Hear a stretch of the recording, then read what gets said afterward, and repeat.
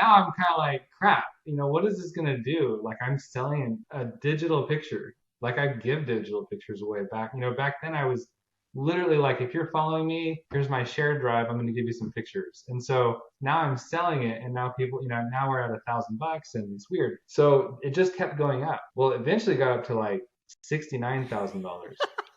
And then I told everyone that was talking to me, like, stop bidding on it.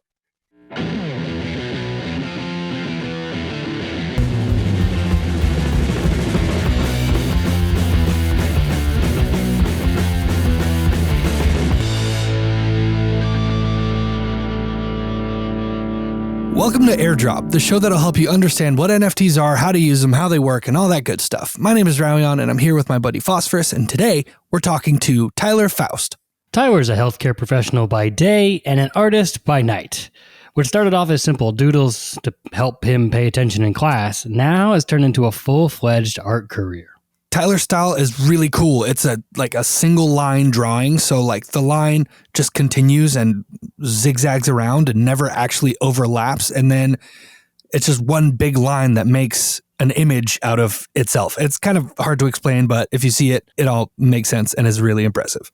Today we're going to dive into how Tyler found this very unique art style. We're going to talk about the first time he sold his artwork as an NFT and how he thought it was a giant scam. And we're going to discuss the value of digital images versus physical pieces and how all of that changes with NFTs and stuff like that. Yeah, and a whole lot more stuff. Lots of the success Tyler has found, he says, is because of the consistency he does to creating, or, in this case, the consistency in doodling, and how having rules and constraints around his art and doodles can help kind of make him more creative and help kind of keep the whole thing together.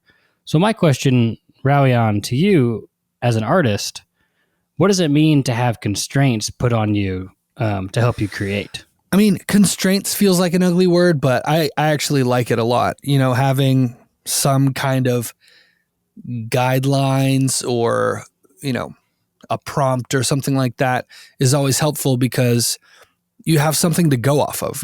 Sometimes people will think they're doing you a favor as an artist by saying like, hey, just use your creative freedom and do whatever you want. And it's like, that's actually not helpful. That is actually less helpful than it would be if you were like, I kind of want this sort of thing. I want it to be about XYZ, or any kind of guideline helps like push you in a direction. And then your creative juices can like go with that. If it's just a completely blank canvas with no thought or idea or theme or whatever, it could be really hard to get that ball rolling, right?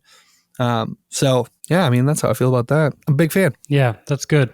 One big constraint we have at the Airdrop Show is that we're kind of dependent on you, the listener, the member of the Airdrop crew. If you help us rate and review this podcast, wherever you listen to podcasts, or subscribe on YouTube, it will really help other people find the podcast so we can bring more people into the crew. Also, another big thing that helps is if you share this episode with a friend. So together we can all learn how to use NFTs and Web3 for our art, our creative careers, and our lives.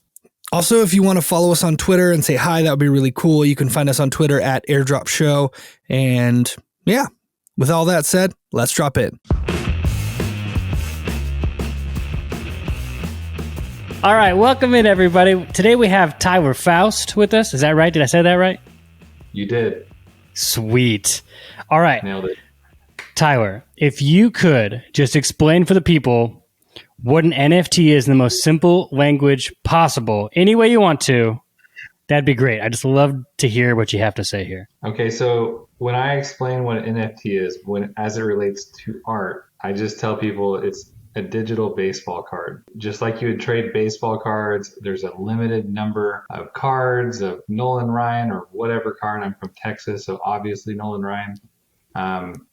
That's it. Except, NFTs allow digital scarcity, and that's it. That's the one big utility they have for art, is now I can limit however many editions I want of whatever print, but in the digital world. And that's all there is to it. We overcomplicate it, but it's basically digital scarcity, like a baseball card. As an artist, what is the most inherent value in being able to make those scarce numbers? Because usually you just make prints, right? And you have so many prints, you can always print new ones. For an NFT, do you feel like there's a difference there, or how does that work? It's weird. I actually, when I do physical prints, I do like a numbered series, but so far with NFTs, I only do one of ones. So I Okay. don't really, so I never, not that I won't do a series, I probably will eventually do like, 100 of this design, but um, I like, I like doing digital, one of ones. And I think that's a really cool way to do it. But you can do it either way. I mean, it works just like the physical world. Yeah, I was just curious, and it is cool to see a lot of artists diving into the one of ones in the NFT world, Web3 world, whatever we're calling this, um, Sure. to just experiment and figure things out, and it's been really cool to watch. I saw in an interview you had once that you said that if you could create art for anybody, you'd want to create art for Tony Hawk. Yeah. Why Tony Yeah. Hawk? Well, since I was a kid, I used to skateboard a lot. So every skateboard pretty much has art on the bottom of it. And so I always wanted to get art on a skateboard deck, And so if you're gonna go big, go all the way. And so Tony Hawk would be the man. I mean, like my idol as a kid. So I would totally collaborate with him. Not that I would just do a design for him, but I want him to, I'd want to use his label and work with him. That would be cool. But All right, Tony, if you're listening, this is your opportunity. this is your chance. This is your chance. Don't blow it. Slide into his DMs and just let him know. Yeah, I'll go to Rob Dyrdek next. So. Be careful, Tony. All right, so your art is really unique because you do things with one line. You just take one line of the pen and you don't cross lines. It's just one fluid motion. Is that right? It's what it looks like. So it's not one fluid motion, but the drawings are composed of one line. So it's kind of like if you're working on a road, it's one road, but you might send the workers home at night, and they come back and it's still one road. Right. I lift the pen off the paper a lot because I'm always trying to look, and the rule set I've given myself is compose an image of one line and don't intersect the line. The reason why I came up with that rule is because I was doing a different type of line art, and this guy tried to put it on a disc golf disc, and for whatever the process is of applying art onto discs for disc golf and dyeing it, he had to put some kind of adhesive over it and then peel off the adhesive, and he says it took him 10 hours to do based off this one style I did. And so I was like, dang, dude, I want to make that simpler. So I decided, well, if I just did a drawing with one line, theoretically, he'd only have to peel off maybe one or two pieces. So that's kind of where that took off, was me trying to figure out how to do my original style, but in a one line version. And then that whole one line thing kind of took off more than I anticipated. So yes, let's dive into that because it did take off. How did this happen? How did you discover it? Because I feel like you almost stumbled upon this. Oh yeah, 100% stumbled upon it. I mean, I'm in grad school, and I just started grad school for healthcare administration. My background's in healthcare. And I learned that the lectures were going to be 4-hour lectures 3 times a week. Woof. Yeah, I mean, it's hard for me to sit and listen to someone for 4 hours. So I started thinking I've got to figure out a way that I can make this 4 hours useful, because I know I've got 20 minutes of attention span for whoever's going to give me a lecture, right? How do I keep myself from getting on my phone? How do I just keep myself in the lecture and listening? And I decided the best thing I should do is probably just draw, but I can't draw something super complicated because I want to draw mindlessly was my goal, right? I decided I'm going to get a piece of paper out. I'm going to draw as many lines as I can in 4 hours on this one sheet of paper. And I'm just going to load this paper up with just repetitive lines. And my teacher's going to love it because I'll look like I'm taking the most notes. And you know, but I'll be able to engage too, because it was brainless activity. It was just like one line here, and then I draw a line on top of that line, and I just kept doing it. But it didn't take any brain power. It's just like idling on your brain, right? So, but it kept me off my phone. It kept me from doing anything else. So I was like, I had to be in the lecture and participate. So it was great. So I started doing that, and I realized, oh wow, this is a really easy way to listen to a lecture Yeah. because I don't have to think about the art. I just gave myself like 2 or 3 rules to follow, and my brain's just following those rules on autopilot. And now I'm listening. I'm not on my phone. So I was like, this is great. I'm going to just do this during lecture. And I would throw away the paper after class because it served its purpose. So I'd do the art, toss it. And then I don't remember what happened, but at some point, a classmate's like, dude, what are you doing with that, with your art? I'm like, my art or like my doodles? Yeah. Right. They're like, so like at this point, they're like, well, that's a pretty cool doodle, I guess. And I'm like, well, I guess. They're like, you should do something with it. So I posted it on Reddit. And I don't remember, it might have been like, I don't remember which subreddit I initially was posting on because I was already active on Reddit before then. But then I posted it like on maybe a pictures or drawing subreddit. I did that a few times and I got a lot of good positive remarks. It was new to people. What year is this? Maybe 2019. Okay. So I wasn't taking it too serious. It was just kind of like, yeah, now I'll just take a picture and then catalog it. And then maybe I'll throw it on an Instagram account just so I can have like an Instagram account of just random pictures. And, each day of class, I would kind of change up my rules a little bit, try something different. But this guy messaged me, and this is like my earlier on moment where I was like, okay, I'm going to really do this and take it serious. So this guy sends me this message on Reddit, and he's like, hey, I'm autistic and I don't like curvy lines. He's like, but I like the curvy lines that you're making. He said, so I've seen your posts and I print them out and I color them. And I was like, okay. And he's like, so keep doing that. I'm like, I will. So, like, it's just random. Yeah. And so he would like comment from time to time. He'd be like, hey, this is awesome. I printed it. And then so, I don't know who he was and I probably should go back and go find him. He would print them out and I guess color him. He's never shared his, the finished product with me. We gotta find him. But because he got all motivated about it, I got motivated. I was like, this is cool. Well, from that point forward, some guy reached out and was like, hey, can I buy your art? Well, this is technically the second time someone's bought art, but we'll talk about that in a minute. But that was like the first real time, someone was seriously wanting to buy my art. And I'm like, yeah, man, you want to buy this? He's like, yeah.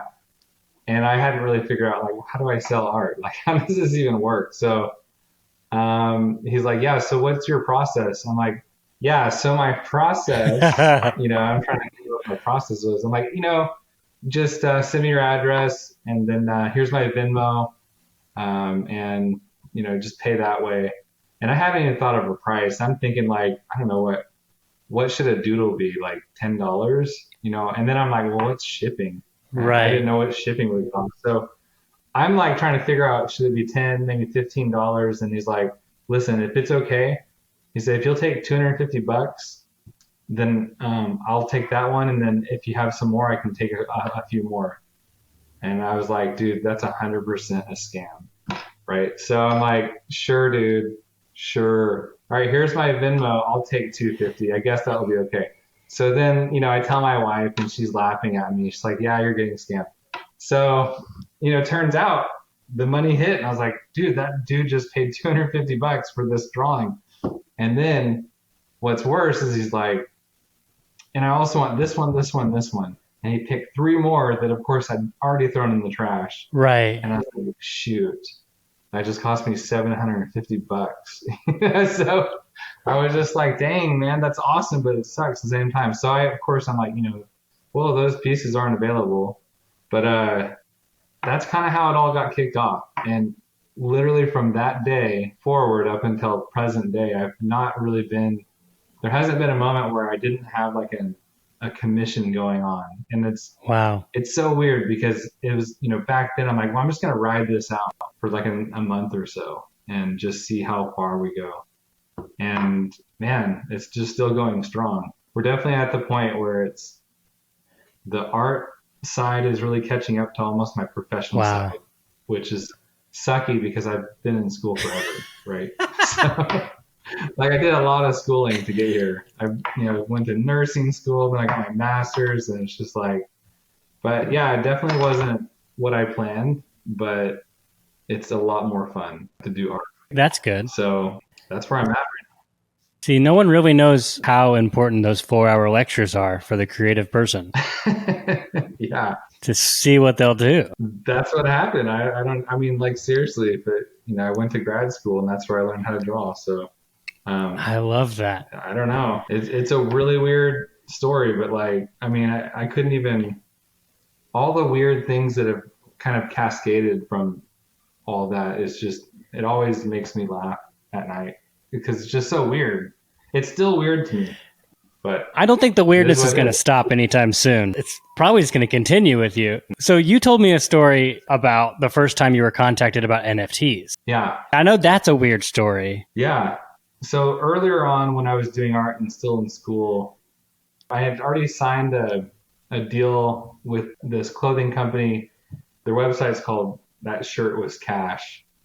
It's a real random website. It's pretty cool though. It's like some really random clothes and we did some designs and then they're like, hey, we want to do like an NFT drop on Shopify and allow people to buy it with cash and, kind of introduce people to NFTs. And at the time, like, I didn't really know much about NFTs and I was still like, okay, that'd be fun. We get to the day and, I created just a digital picture, which is kind of weird because I'd never really done that before. And so they helped me do that. And I just thought this is going nowhere, but it'll be fun to see. It'd be fun to learn.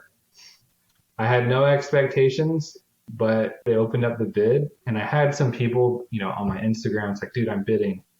And then, I'm like, oh, that's super cool. And, it got to like $200 or $300. And I was like, wow, that's crazy. Because this is just a digital image. I don't have to ship anything. So I'm thinking that's awesome. And then it gets up to 1,000 and I'm starting to have like some thoughts like, wow, okay, cool. And then I get like a message from someone's like, hey man, I'm bidding on your thing right now. This is so cool. And I'm like, all right, well, it's at like 1,000, maybe just don't. I'm like, I don't understand, so now I'm kind of like, crap, what is this going to do? Like I'm selling a digital picture. Like I give digital pictures away back, back then I was literally like, if you're following me, here's my shared drive. I'm going to give you some pictures. And so now I'm selling it. And now people, now we're at $1,000 and it's weird. So it just kept going up.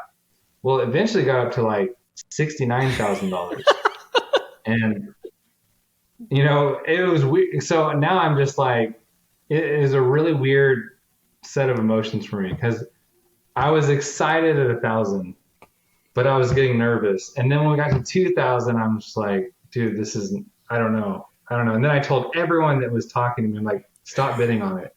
Like, this is weird. I don't trust it. Don't touch it. There's something weird going on. And, I didn't know the other people that were bidding past 2,000. So I couldn't tell them to halt. And then when it got to 69,000, right? Of course, 69,000. But what is that? Right? What is that? 69,420 to be exact. So I was just like, I don't know, man. That's really weird. So as fate would have it, the bidder that did that, like we didn't get the money put into an escrow. So that bidder didn't show up. We weren't able to transact that $69,000.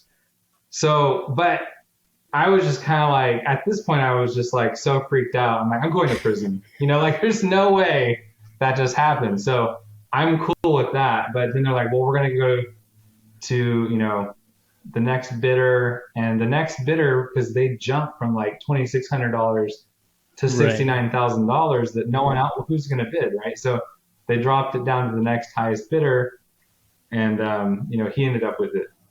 And from that moment, I was just like, I can't go forward with this until I really understand it. So I actually just stopped it altogether. So yeah. So that was my my intro and exit initially to NFTs. It reminds So me of that time the guy was like, I'll also give you $250 for your thing. And you're like, no, this is a scam. And now this big auction, you're like, no, this is a scam. This is this is not supposed to work like this. oh yeah. Well, my background, if I ever wanted art, it was something I would buy at Walmart for like a $5 Mhm. poster. So it never really I've never bought art. I never really had disposable income to just buy art. So I didn't understand the art market and I didn't know anything about it. Everything seemed really weird to me that I would get paid to draw while I'm in my grad lecture.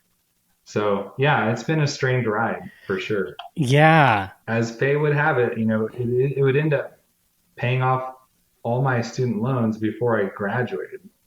And so it's just a really weird avenue to go down when you were never mentally set to do that. And it's been awesome. I love it. Like I wish I knew about it sooner, but it is what it is. And I love it. It's crazy. What inspires you now to create? So I don't know. I get inspired by the dumbest things. Like you say a pun that makes me laugh, and someone said, "Hey man, you should do like a single drawing of Marilyn Monroe," and then someone said, "Or monoline Monroe," and I'm like, "Dude, that's a great idea." So let's do it. So I did one of those, and sometimes I look at stuff and I think, how could I translate that into like a one line drawing, or how could I draw something like that? And so kind of closed myself off to taking a lot of commissions. I don't take as much commissions anymore because I felt, that does kind of like tie you down and you got to kind of meet an expectation.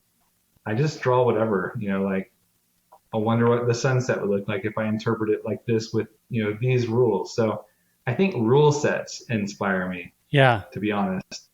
But I'm more about when I draw, most of the time, I'm not really drawing for an end product. I'm really just drawing because I Mm. like the process. It's the procedure that I like, right? I mean, I got into art literally because I was trying to find a way to concentrate better and not think so hard. And so over time, you build up this, you just build your skill set, I guess, when you do the same thing over and over, and you get comfortable. But yeah, I think process inspires me the most. Yeah. Yeah, there is something about just having the constraints and then doing it over and over again, and it just kind of happens. Yeah, I mean, the constraints are important. They were for me because I said, I'm going to follow these rules. I'm just going to draw a line on top of another line. And that's what I did for like 2 weeks, right? And I realized just comparing my very first drawing, which I kept that, uh, you know, comparing my first drawing to what I did a week later, I was surprised at how much better my Hmm. consistency got. And, it wasn't like I was trained to do that. It just happened over time. And I found that a lot of people, if they just kind of like follow some of those rules that, I followed back when I was in grad school, like that, the same thing happens to them. Like within 4 drawings, their line consistency is so much better just because they're doing this repetitive, Yeah, pattern. there is something about lots of creatives always say you can't have creativity without constraints. To be too free, you just don't do anything. And then with the practice is Yeah. just that, and compare and contrast, and you just see what the difference is and keep moving forward. I love that. All right. So moving on, you've been named Reddit's most upvoted artist. And Reddit just did this new thing with their SNU avatar where you can have your own custom NFT. And you were one of the artists selected to make some of these SNU crypto avatars. How was that? How did that Right. feel just being selected for this? Well, when I started getting into NFTs, I was just thinking, how come Reddit doesn't do anything Yeah. in Web3? And so I Googled job opportunities with Reddit, like for Web3, and I saw they had positions that they were hiring for. So I knew that they were kind of going in that direction, but I didn't know what their plan was. I knew that they were kind of into NFTs, or they were into the crypto side or the blockchain side, I should say, on some of their subreddits. I got a message from someone, saying, "Hey, I'm from Reddit," and it was through a Reddit DM. They're like, "Hey, would you be interested in doing like an art project with me or with us?" And they didn't really tell me too much, but I kind of had a feeling like, oh, this is a Web3 thing. And so I was thinking, sweet, I'm going to sell my art as an NFT through Reddit, and that's super wild. I'm excited.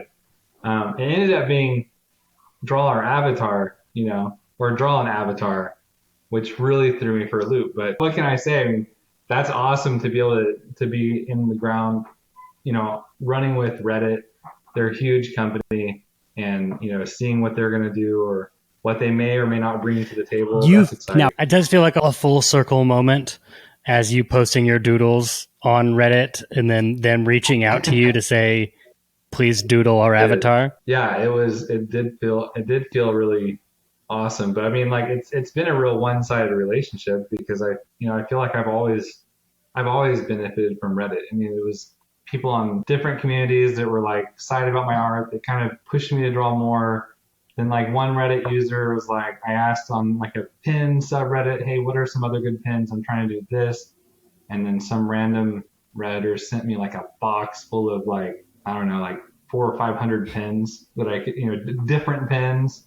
So then I got to like mess around. So like, a lot of people from Reddit kind of pushed me in this direction.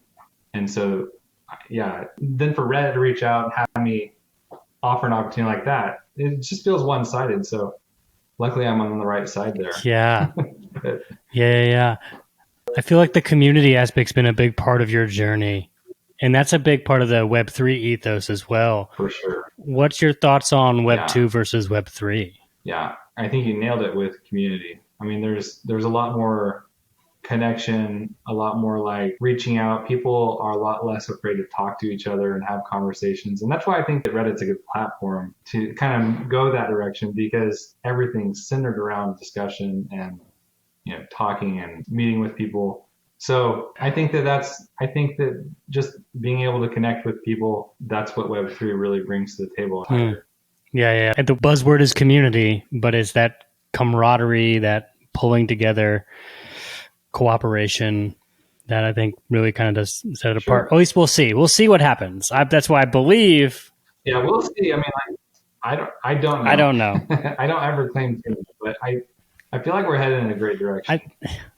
Cross our fingers. I'm always cautiously optimistic, right? I always assume that's a scam. No one's going to pay this much, and then I like to be proved wrong. So, but I feel like cautiously optimistic is a safe way to enter into anything. Okay. So that's kind of how I do it. Last question, just on that, on your cautiously optimistic. If you had a crystal ball and could see into the future, what do you think down the road will be more valuable, physical pieces or digital pieces? Because you work in the physical space a lot and get paid a lot in making commissions that way. Yeah. There's been a bunch of stuff with NFTs and new artists are coming into the space. Everyone's testing out this theory. So what's your take on that? There's always going to be a place, I think, for physical art. I don't know which one's going to win. My gut tells me that we're all reeling off the excitement of NFTs and, people feel like everything's moving in that direction. I don't think that it has to take one side or the other, but I have a hard time, thinking that one's going to really overtake the other. I think that NFTs have done really well, but I think that if I could see into the future, my best estimate is that people will begin to realize there's utility of having physical art and digital art. And I think that they'll both coexist because there are things that I can accomplish with physical art that there's just no way you can experience it digitally. Even if you're in virtual reality, you just can't experience certain things like certain types of reflection or texture. And there's things that you can do with NFTs that I can't accomplish with physical art. So I think there's a place for both. But I don't know which one's going to win out. But my gut tells me it's going to be like 55, 45, and leaning on the side of physical art. Okay, so it's interesting you say that. So the artist Damien Hirst, do you know this story? With his currency drop. So what he did was he made 10,000 NFTs, and there were all these little dots. And he made it over a year ago. And what happens is you could burn the NFT to get the physical, There's a physical piece, it's about the size of a postcard. Or you keep the NFT, and in 1 year, he's going to burn all of the actual physical ones in like a giant pyre. Well, the year is officially up, and he tweeted this, I think, 8 hours ago. The final numbers are 5,149 physicals and 4,851 NFTs. So I think your numbers were spot on there. It's like that 55, 45 in the moment. and he's a big, well-known, fine, modern, contemporary artist. Yeah. And so everyone's thinking, like, where will the store of value be in the long term? Is it going to be in the digital or is it in his physical? Because his physical works go for lots and lots of money. So everyone's having this internal debate, and I was just interested to see your point, and you hit it spot on. Well, I think that's where it's going to be. But from my perspective, I really like tooling with the idea of like, why couldn't there be value in both? Why burn one when you could have someone have both? So like, for example, I will put things out for auction, and if it reaches a certain amount, then I will send the physical piece with the digital piece. And why can't they both be assets, right? So I think that there's a lot to explore, and I think that's what's really exciting about it. Yeah, this space is so new. Everything is an experiment at this point in time. How are your auctions doing on Stacks or with other blockchains? So I suck at Discord and marketing. When I put an auction on Stacks, I've been pretty fortunate to where someone will start the transaction and start the like countdown. Usually, once someone gets the initial bid, it will go for however many hours. And so I've been doing pretty well there. I think we've done like 7 auctions, and they all get kicked off pretty quickly.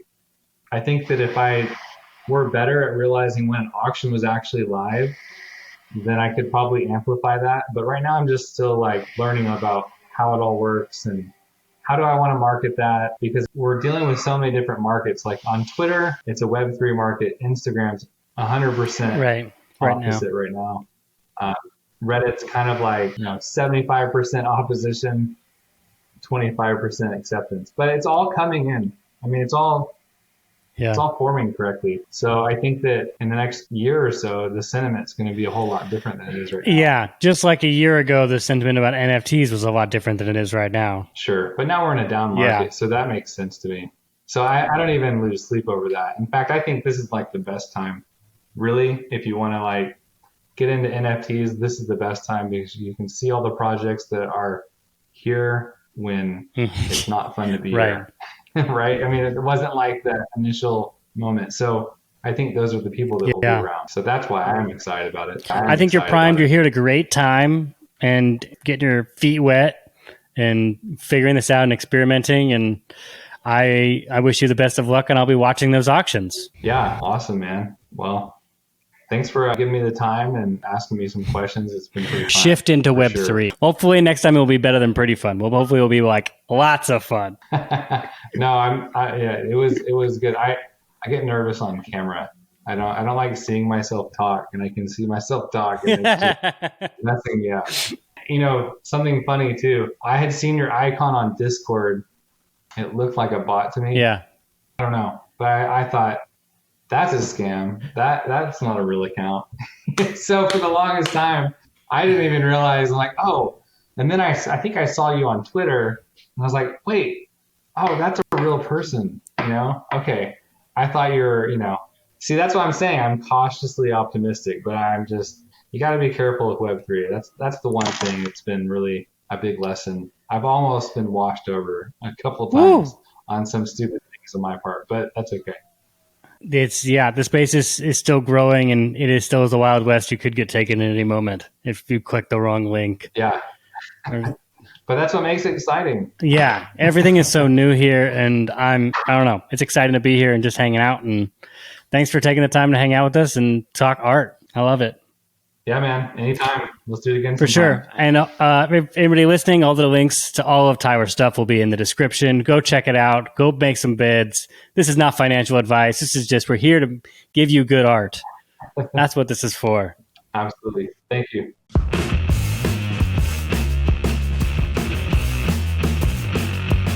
Thank you so much for listening to Airdrop. If you liked what you heard, please, please, please rate and review the show and post on Twitter that you listened to this episode, and make sure to tag us at Airdrop Show.